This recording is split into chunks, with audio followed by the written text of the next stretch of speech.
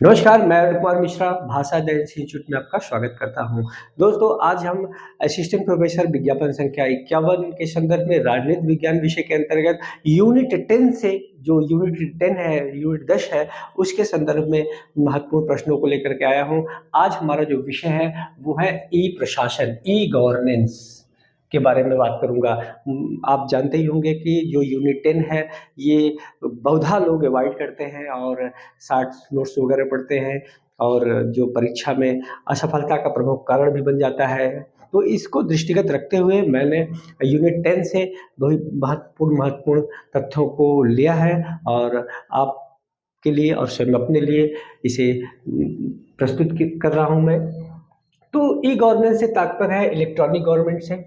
It it is very common, अर्थात सरकारी कार्य संचालन में सूचना एवं संचार तकनीकी का उपयोग करना।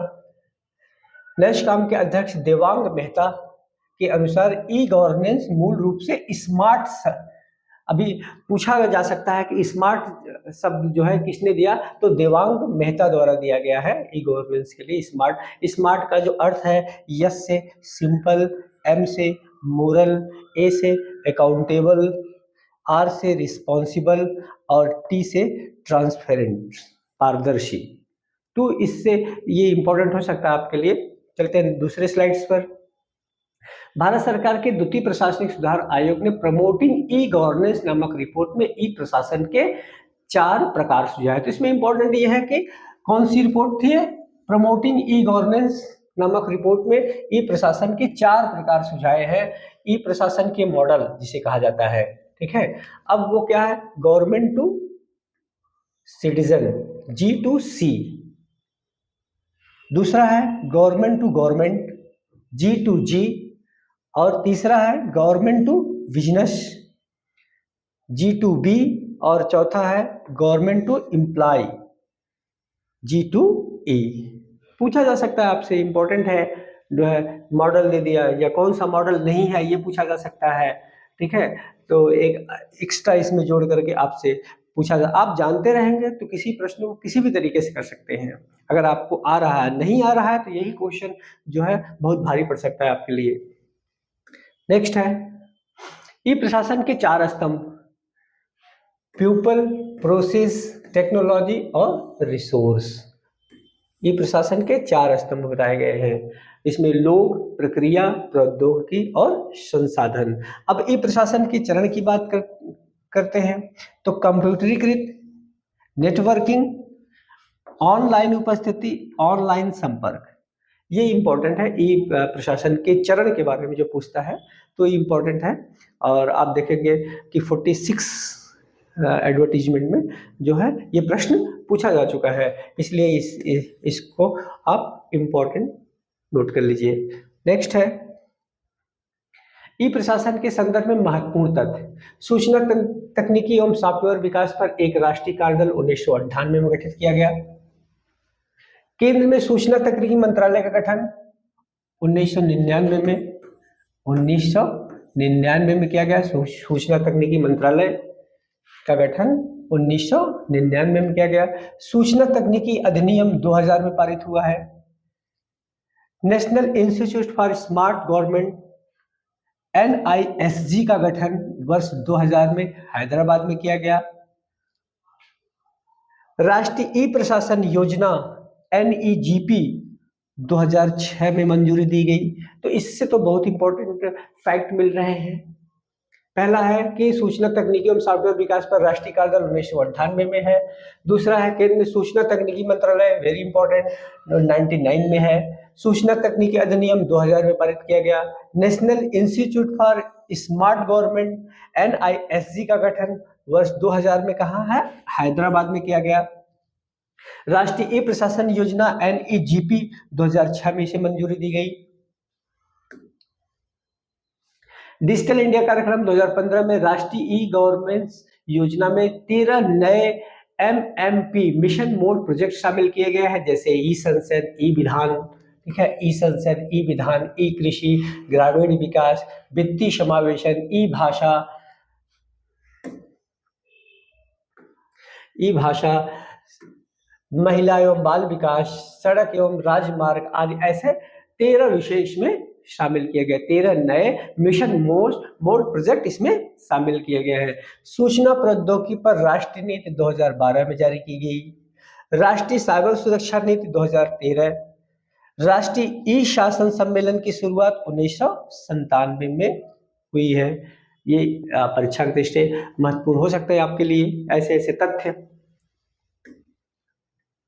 नेक्स्ट है ई गवर्नेंस मॉडल, सामान्य सूचना मॉडल।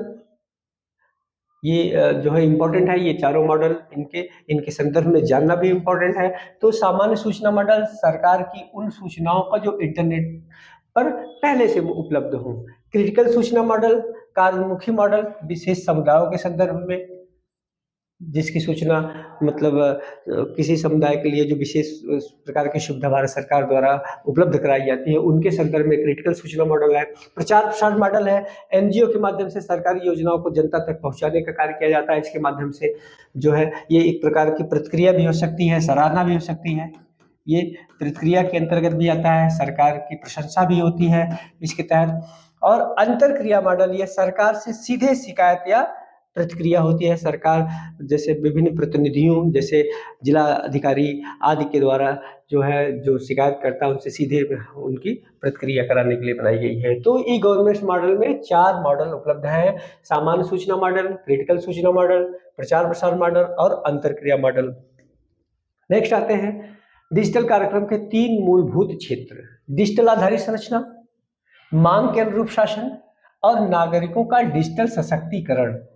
डिजिटल इंडिया कार्यक्रम जो शुरू किया गया था 2015 में भारत सरकार के द्वारा, उसके तहत इसके 3 मूलभूत क्षेत्र को स्वीकार किया गया है। और इसमें है डिजिटल आधारित संरचना, मांग के अनुरूप शासन, नागरिकों का डिजिटल सशक्तिकरण।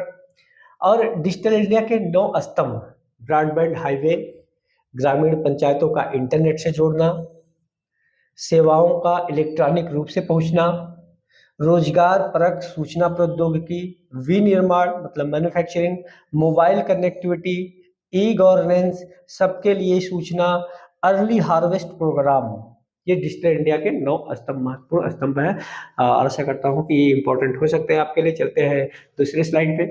अन्य प्रयास: डिजिटल लॉकर, जैसा कि आप जानते हैं कि ये पब्लिक क्लाउड में सुरक्षित रखना, आपकी जो पर्सनल डेटाबेस हैं उनको जो पब्लिक क्लाउड में इसको सुरक्षित रखा जाता है, इसके बारे में तो आपको पता ही होगा।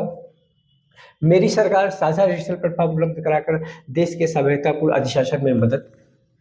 डिजिटल भुगतान, जैसे भीम ऐप है, भीम आधार है, आधार QR कोड है, इसके संदर्भ में है।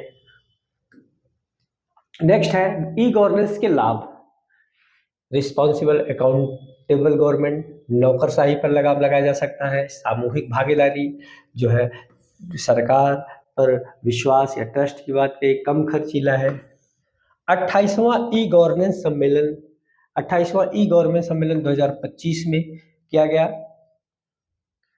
ये विशाखापत्तनम में 2025 में। और इसका जो थीम था विकसित भारत, सिविल सेवा और डिजिटल परिवर्तन, विकसित Bharat, civil services and digital transformation. तो आपकी परीक्षा की दृष्टि इंपॉर्टेंट होता है ई गवर्नेंस के लाभ भी और 28वां ई गवर्नेंस सम्मेलन जो है। तो दोस्तों, वीडियो आपको कैसा लगा ये कमेंट में ज़रूर बताइएगा, और आशा करता हूँ कि इससे आपको कुछ न कुछ लाभ ज़रूर हुआ होगा। और ऐसे ही मैं असिस्टेंट प्रोफेसर विज्ञापन संख्या 51 के संदर्भ में कुछ थोड़े समय के लिए वीडियो बनाता रहूँगा, और आप इसे ज़रूर देखें। आशा करता हूँ कि आपको इस वीडियो से ज़रूर कुछ न कुछ लाभ होगा, और आपके भावी भविष्य के लिए ढेर सारी शुभकामनाएं। धन्यवाद।